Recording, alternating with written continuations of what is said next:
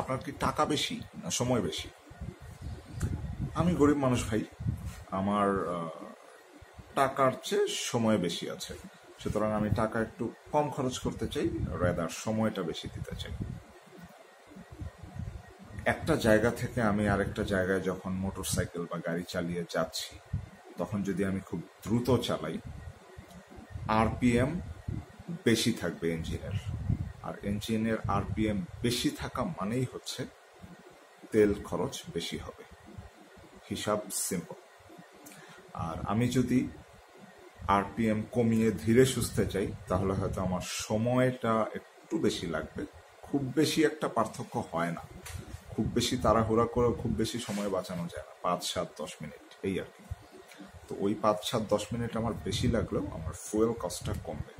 এভাবেই আমি আমার কাছে থাকা বাড়তি সময় দিয়ে আমার টাকাটাকে আমি সেভ করি। সো আজকের আলোচনার বিষয় হচ্ছে ফিউয়েল সেভিং মোটরসাইকেল চালানোর ক্ষেত্রে।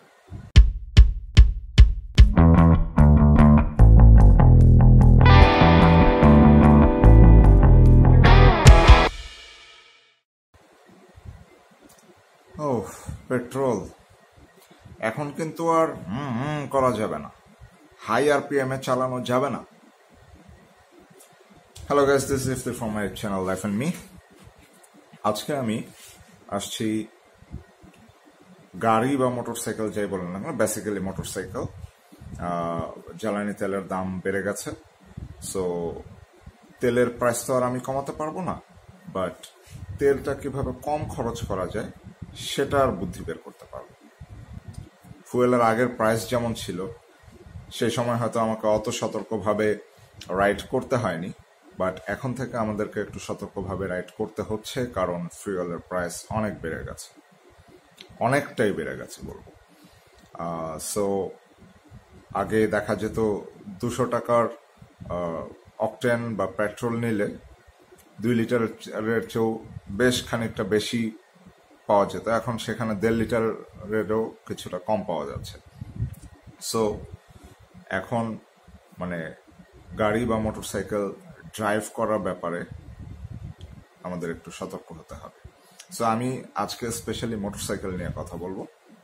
মোটরসাইকেল কিভাবে কম তেল খরচ করে বা কম ফুয়েল খরচ করে চালানো যায়, সেটার ব্যাপারে কিছু টিপস অ্যান্ড ট্রিক্স আমরা আলোচনা করব। সো আমি বেশ কিছু নোট ডাউন করেছি, এগুলো থেকেই আমি আলোচনা করব। প্রথমে যেটা বললাম, লো আরপিএম এ চালাতে হবে।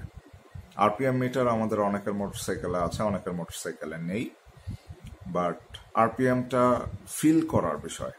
যে রাইড করে বা একজন এক্সপেরিয়েন্সড রাইডার অবশ্যই ফিল করতে পারে তার ইঞ্জিনটাকে, যে ইঞ্জিনটা কি বেশি গর্জন করছে, তার মানে আরপিএম হাই, নাকি নর্মাল আছে, এটা বুঝতে হবে। আর আরপিএম মিটার যদি থাকে সেক্ষেত্রে ফাইন। হাই আরপিএম এ গাড়ি চালানো যাবে না, মোটরসাইকেল চালানো যাবে না। হাই আরপিএম এ যতই চালাবো ফুয়েল ততই বেশি খরচ হবে। আর প্রপার গিয়ার শিফটিংটা এর জন্য খুব ইম্পর্টেন্ট। হাই রেভে বা হাই আরপিএম এ চলে যাওয়ার আগেই আমার নেক্সট গিয়ারে শিফট করে যাওয়াটা সবচেয়ে বেশি বুদ্ধিমানের কাজ। এতে করে ইঞ্জিনটাও ভালো থাকে আর তেলের খরচটাও কম হয়। আর লাস্ট যে গিয়ার, কারো 4 গিয়ারের মোটরসাইকেল, কারো 5 গিয়ারের মোটরসাইকেল, কিছু কিছু 6 গিয়ারের মোটরসাইকেল আছে স্পোর্টস বাইকগুলো। সো লাস্ট যে গিয়ারটা থাকে সেখানে গিয়েও হাই আরপিএম ইউজ করা যাবে না। মানে আমি যদি একটা 100 সিসি মোটরসাইকেলের কথা বলি, সেটার লাস্ট যে গিয়ার সেটা হচ্ছে ফোর্থ গিয়ার। ফোর্থ গিয়ারে গিয়ে আমি যদি 80-90 স্পিডে চালাতে চাই, তাহলে আমাকে হাই আরপিএম ইউজ করতে হবে। মুদ্রা কথা হচ্ছে হাই স্পিডে চালানো যাবে না, হাই আরপিএম এ চালানো যাবে না, এবং প্রপার গিয়ার শিফটিংটা করতে হবে। ইঞ্জিনটা বেশি গর্জন করার আগেই আমাকে নেক্সট গিয়ারে শিফট করতে হবে। সো নেক্সট আর একটা পয়েন্টে আসি, এয়ার ফিল্টার। এয়ার ফিল্টার খুবই ইম্পর্টেন্ট একটা জিনিস, আমরা এটা অনেকেই খেয়াল করি না। এয়ার ফিল্টার কিন্তু সময়ে সময়ে পাল্টানো উচিত, পরিষ্কার করা উচিত। এয়ার ফিল্টারটা আমরা প্রায়শই 500-1000 কিলোমিটার বা 1500-2000 কিলোমিটার পর পর, 500 কিলোমিটার না ঠিক, 1-1500 বা সর্বোচ্চ 2000 কিলোমিটার পর পর একটু ক্লিন করে নেব। আর যদি দেখা যায় যে বেশি পুরনো হয়ে গেছে, যদি এটা ফোমের হয়, পরিষ্কার করে করে ইউজ করা যায়। বাট কিছু আছে যেমন 80cc মোটরসাইকেলগুলো বা কিছু কিছু 100cc মোটরসাইকেলও আছে যে কাগজের এয়ার ফিল্টার, তো ওগুলো চেঞ্জ করে ফেলাই ভালো। এয়ার ফিল্টার চেঞ্জ করাটা অথবা এয়ার ফিল্টার ক্লিন রাখাটা খুবই ইম্পর্ট্যান্ট। কার্বোরেটর যে টেকনোলজিটা, সে যদি ফ্রেশ এয়ার না পায়, সে ফুয়েল বেশি বার্ন করবে ফর শিওর। তারপর অল বিয়ারিং বলতে আমি বোঝাতে চাচ্ছি যে মোটরসাইকেলের সামনের চাকায় 2টা বিয়ারিং থাকে, পেছনের চাকায় 3টা বিয়ারিং থাকে, চেইনের জন্য একটা আর চাকার জন্য 2টা। এই বিয়ারিং গুলো কিন্তু বাটার স্মুথ হতে হবে, একদম মাখনের মতো, এই ব্যাপারে কোনো সন্দেহের অবকাশ নাই। আপনি যখন মোটরসাইকেলটা ডাবল স্ট্যান্ড করে চাকাগুলো ঘোরাবেন, সেগুলো যেন একদম স্মুথ ঘুরতে থাকে, স্মুথ। তার মানে চাকাগুলো কোনোভাবেই যেন বাধাপ্রাপ্ত না হয়। চাকা যদি বাধাপ্রাপ্ত হয়, ইঞ্জিনের কাছ থেকে সে বেশি ফুয়েল আদায় করবে, বেশি ফুয়েল খরচ করবে ফর শিওর, এবং এটা একদম সিম্পল হিসাব। সেম চেন স্প্রকেট, আমরা যে চেন স্প্রকেট মোটরসাইকেলে ইউজ করি, এইটার মান ভালো হওয়া উচিত, এবং চেন যদি লুজ হয়ে যায় টাইট করা উচিত, আবার একদম বেশি টাইট হওয়া যাবে না, এটা হালকা একটু লুজ থাকতে হবে, মানে প্রপার টিউনিংয়ে রাখতে হবে এটাকে। আর এটাকে প্রপার লুব্রিক্যান্ট দিয়ে, মানে সেটা পোড়া মোবিল হতে পারে বা ভালো মোবিল হতে পারে বা অয়েল হতে পারে, যাই হোক না কেন, এটাকে লুব্রিকেটেড রাখতে হবে। এটা যেন ড্রাই হয়ে না যায়। চেইনটা যদি ড্রাই হয়ে যায়, সেটা চেন স্প্রকেটকেও তাড়াতাড়ি ক্ষতিগ্রস্ত করে, এবং এটাও ফুয়েল কনজাম্পশনের উপরে এফেক্ট ফেলে। কার্বোরেটর টিউনিংটা কিন্তু খুবই ইম্পর্টেন্ট জিনিস। এখন যদিও অনেক এফআই ফুয়েল ইঞ্জেক্টর টেকনোলজির বাইক চলে আসছে, বাট আমি বেসিক্যালি কার্বোরেটর ইঞ্জিনের বাইকগুলোর কথা বলছি। বেশিরভাগ মোটরসাইকেলই কার্বোরেটর ইঞ্জিন, এবং কার্বোরেটর ইঞ্জিনটা মোটরসাইকেলের জন্য খুব জনপ্রিয় এবং খুব সুদিং একটা technology. So carburettor operated motorcycle যেগুলো আছে, আমাদের বেশিরভাগ সব মোটরসাইকেলই প্রায় কার্বোরেটর অপারেটেড। কার্বোরেটরটাকে প্রপার টিউনিংয়ে রাখাটা খুব ইম্পর্ট্যান্ট। আমরা যখন একটা মোটরসাইকেল স্টার্ট দিই, তখন মোটরসাইকেলটা স্টার্ট অবস্থায় যখন আমরা গিয়ার ফেলি না, তখন কিন্তু 1800 থেকে 1000 RPM এর মধ্যে থাকা উচিত। এর বেশি যদি থাকে, তাহলে সে কিন্তু আলটিমেটলি ফুয়েল বেশি খাচ্ছে। মানে আমরা যখন আইডল বসে আছি জ্যামে বা কোনো জায়গায় বাইক স্টার্ট দিয়ে বসে আছি, তখন যদি আরপিএমটা বেশি থাকে কার্বোরেটরের টিউনিং এর কারণে, তাহলে কিন্তু ফুয়েল সে বেশি খাচ্ছে। আর স্ট্যান্ডার্ড হচ্ছে 800 RPM থেকে 1000 RPM এর মধ্যে রাখা, এতটুকুই যথেষ্ট। আর কার্বোরেটরটাকে প্রপার টিউনিং এ রাখলে কার্বোরেটরটা যতটুকু প্রয়োজন ঠিক ততটুকু ফুয়েলই বার্ন করে, ফুয়েলই সাপ্লাই দেয় বার্ন করার জন্য। আর যদি টিউনিংটা ভালোভাবে না থাকে, যদি বেশি কম ফুয়েল দেয়, তাহলে বাইকটা বারবার বন্ধ হয়ে যাবে। আর যদি আবার বেশি ফুয়েল দেয়, তাহলে তো ফুয়েল বেশি বার্ন করবে। এ ব্যাপারে এটা খুব সিম্পল একটা জিনিস। সো কার্বোরেটর টিউনিংটা খুব ইম্পর্টেন্ট একটা ব্যাপার। হাফ ক্লাচে গাড়ি চালানো যাবে না, এটার সাথে ফুয়েল কনজাম্পশনের খুব বেশি একটা সংযোগ নাই, বাট এরপরেও এটা আপনার ক্লাচ প্লেটকে দুর্বল করে ফেলবে। আপনি যদি হাফ ক্লাচ ধরে বাইক চালান, ক্লাচটাকে ফুল ছেড়ে দিতে হবে। যখন বাইকটা নড়বে, চলবে, তখন তাকে ক্লাচটাকে ফুল ছেড়ে দিতে হবে। হাফ ধরে রাখলে ক্লাচ প্লেট, প্রেসার প্লেট ক্ষয় হয় এবং নষ্ট হয়ে যায়, এবং ক্লাচ প্লেট, প্রেসার প্লেট যখন ক্ষয় হবে, তখন আপনার হাই রেভ করবে ইঞ্জিন, এবং ইঞ্জিন তখন ফুয়েল বেশি খরচ করবে।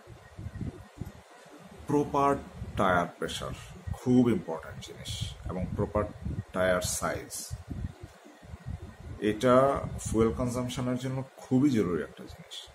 টায়ার প্রেসার যদি কম থাকে, টায়ারটা যদি একটু ফ্ল্যাট হয়, মানে হাওয়া যদি কম থাকে সেক্ষেত্রে বাইকটাকে টানতে বাইকের ইঞ্জিনটার একটু কষ্ট হওয়ার কথা, নর্মাল ফিজিক্স।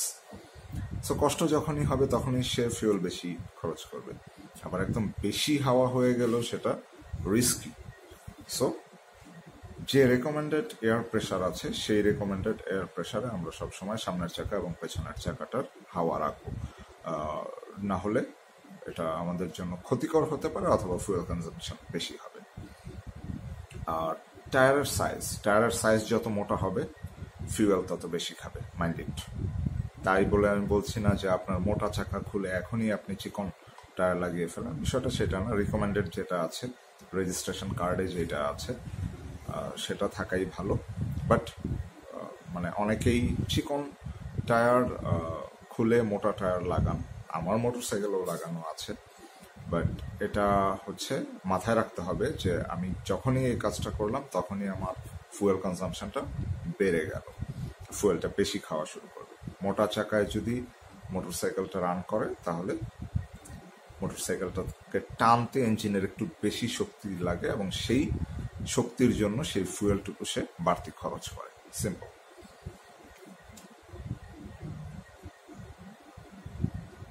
আরেকটা ব্যাপার হচ্ছে এরোডাইনামিক্স খুবই ইম্পর্ট্যান্ট একটা ব্যাপার। এরোডাইনামিক্সের মধ্যে ক্ষেত্রে আমি বলতে চাচ্ছি না যে একদম শুয়ে খুব মানে কিট টিট করে চালাতে হবে, তা না। আমরা সবচেয়ে বড় এরোডাইনামিজম মেনটেন যেটা করতে পারি সেটা হচ্ছে হেলমেট পরতে পারি। কারণ হেলমেট ছাড়া মোটরসাইকেল চালানো তো দূরের কথা, মোটরসাইকেলের ওপরে বসাও নিষেধ আমার মতে। সো হেলমেট শুধুমাত্র আমাদের সেফটি এনশিওর করে না, হেলমেট কিন্তু বাতাসটাকে প্রপারলি কাটে, এরোডাইনামিজমে খুব হেল্প করে। আর যখন বাতাস প্রপারলি কেটে মোটরসাইকেলটা সামনের দিকে এগিয়ে যাবে, এটাও ফুয়েল কনজাম্পশনে খুব সামান্য পরিমাণ হলেও ভূমিকা রাখে। বাইকটাকে সঠিকভাবে মেনটেন করতে হবে।